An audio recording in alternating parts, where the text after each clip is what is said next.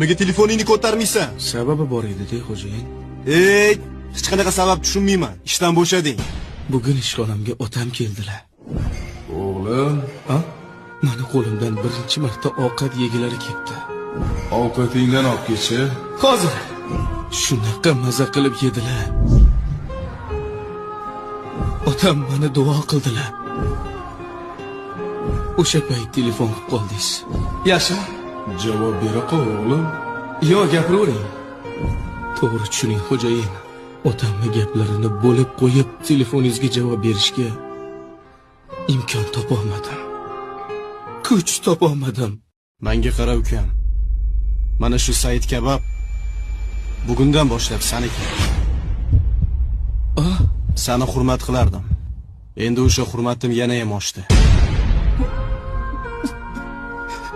Nimaga yig'layapsan?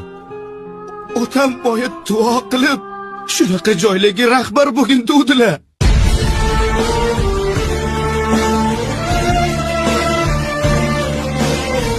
Nimaga